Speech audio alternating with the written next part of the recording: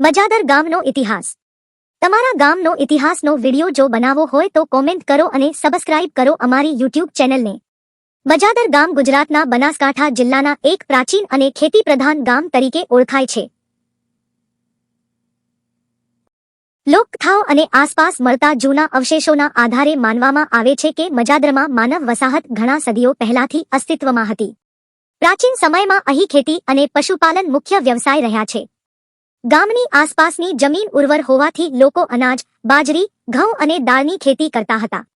સમય જતાં ગામમાં કૂવો, તળાવ અને પરંપરાગત પાણી સંગ્રહની વ્યવસ્થાઓ વિકસતી ગઈ, જેના કારણે ગામ સ્વયંસંપન્ન બન્યું. ઇતિહાસના વિવિધ સમયગાળામાં મજાદર પર સ્થાનિક રાજવીઓ અને પછી બાબી વંશના શાસનનો પ્રભાવ રહ્યો. આ સમય દરમિયાન ગામમાં સામાજિક અને ધાર્મિક પરંપરાઓ મજબૂત બની. ગામના મંદિરો, લોકમેળા અને તહેવારો આજે પણ તેની સાંસ્કૃતિક ઓળખ દર્શાવે છે.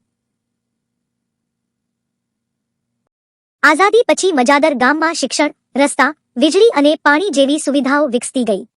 આજકાલ ગામના ઘણા લોકો ખેતી સાથે સાથે વેપાર, નોકરી અને શિક્ષણ માટે શહેરો સાથે જોડાયેલા છે, છતાં ગામ આજે પણ તેની સાદગી, પરંપરા અને એકતાની ભાવના માટે ઓળખાય છે. મજાદર ગામનો પ્રાચીન સમય. મજાદર ગામનો ઇતિહાસ પ્રાચીન સમયથી જોડાયેલો માનવામાં આવે છે. લોકકથાઓ અને આસપાસ મળતા અવશેષોના આધારે એવું માનવામાં આવે છે કે આ વિસ્તારમાં હજારો વર્ષો પહેલા માનવ વસવાટ શરૂ થયો હતો. તે સમયમાં લોકો કુદરત પર આધારિત જીવન જીવતા હતા. પ્રાચીન સમયમાં મજાદર વિસ્તાર જંગલ અને ખુલ્લી મેદાની જમીનથી ઘેરાયેલો હતો. અહીંના લોકો મુખ્યત્વે ખેતી, પશુપાલન અને શિકાર પર નિર્ભર હતા.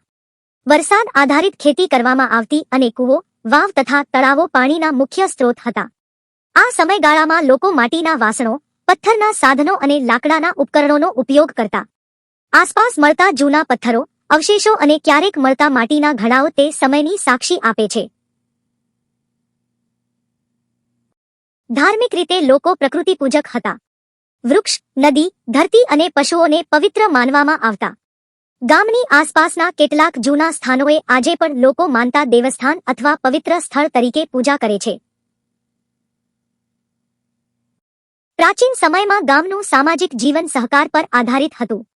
તમામ લોકો મળીને ખેતી, પશુપાલન અને ઉત્સવો ઉજવતા, જેના કારણે સમૂહભાવ અને એકતાની પરંપરા વિકસતી ગઈ.